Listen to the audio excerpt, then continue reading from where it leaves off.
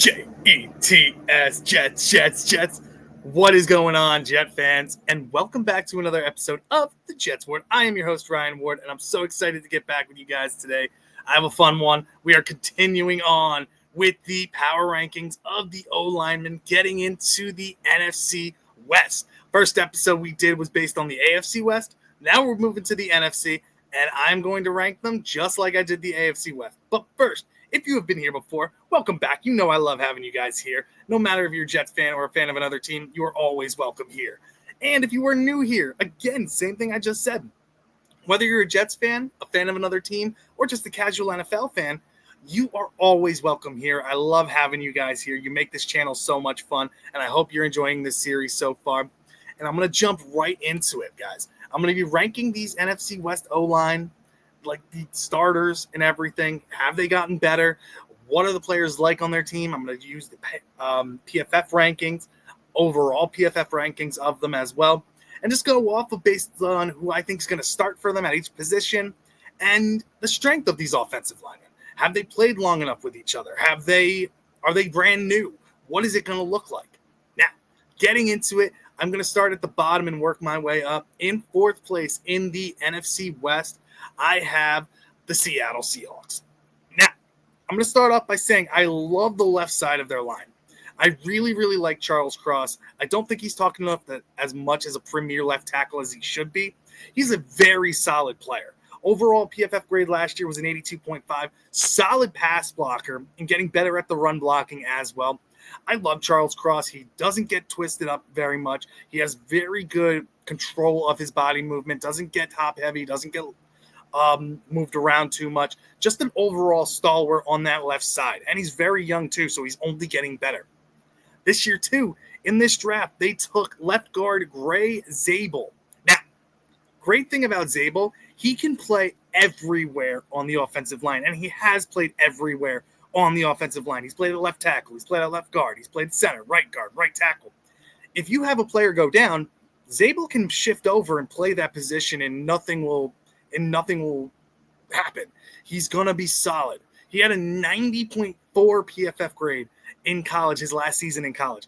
He is a stud. He's 23 years old. He's young. He's going to get better. I think it's going to be a learning curve, right? He's a rookie. He's going to be going up against pros who have been doing this for a long, long time.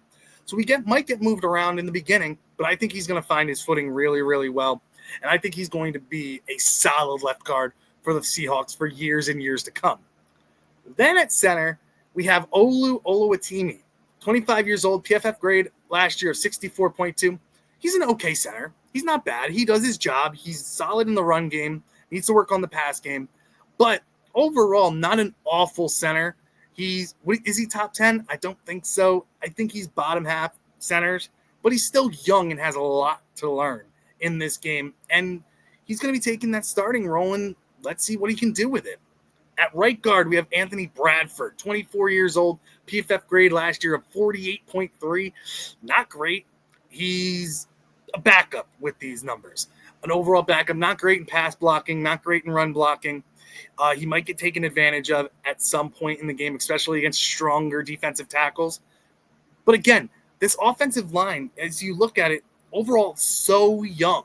24, 23, 25, 24. And the last guy, 26 at right tackle, is Abraham Lucas. Again, 61.9. He's an average starter. I think this offensive line is going to struggle this year. They have Sam Darnold as quarterback now. He doesn't do great with pressure. You saw it last year in the playoffs or when he played the Lions, and teams started to figure him out later in the season. Had a breakout season last year.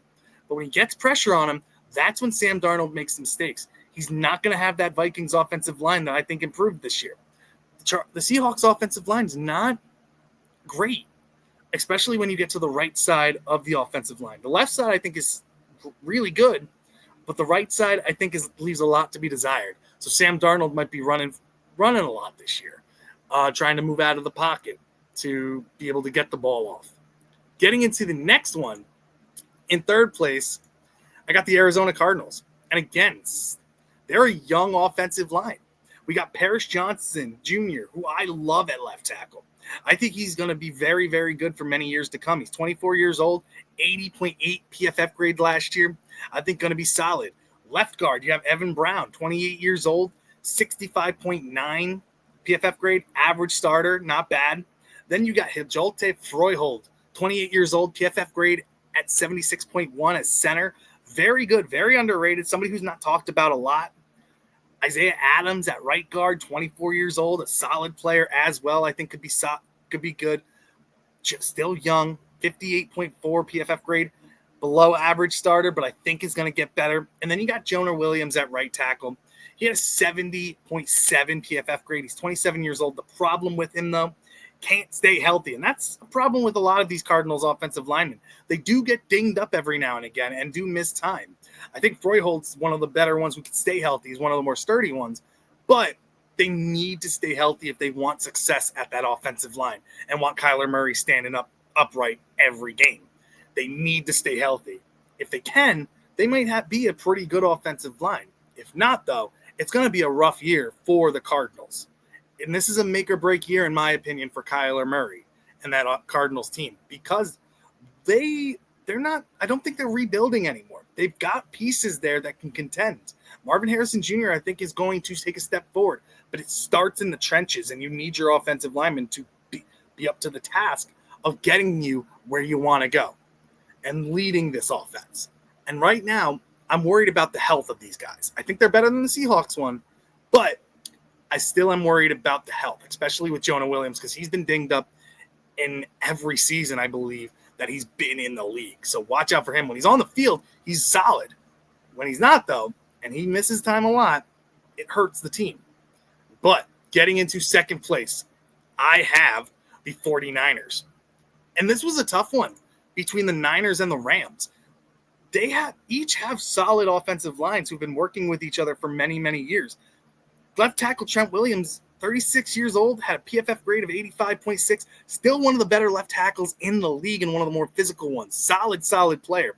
Left guard, you got Ben Barch at 26, 74.8 PFF grade. Solid player next to Trent Williams. Center, Jake Brendel, 32 years old, 65 PFF grade. Average center. Not a bad center, can do the job, is solid in run support, struggles when it comes to pass blocking. Then you got right guard Dominic Pooney, 25 years old, PFF grade of 80.5, and then you got right tackle Colton McKivitz, and with a 72.2 PFF grade at 28 years old. Overall, I like their offensive line. I like that they've been working together for years with each other, and I like the consistency between them. But overall, I just think the Rams beat them just a teeny bit. I think they're a step forward with their offensive line. I understand they lost one of their better guards this year in, I believe, in a trade to the Bears. But overall, I still really like their offensive line. But the Niners, I really like their offensive line too. And I think they're getting better. They're younger. Trent Williams is the older guy on the line, but I think he's a great leader for them. And overall, I think they're a solid offensive line. But getting into the last one, it's the Rams at number one. I think they're the best offensive line in the NFC West. Honestly, just based on the players, too. They're young, but have some veteran leadership on that line, too. And I don't see any glaring weaknesses for them on the offensive line. Alaric Jackson is one of the better untalked about left tackles in the league at 26 years old. Had a PFF grade of 78.3. Overall, a really good pass blocker and run blocker.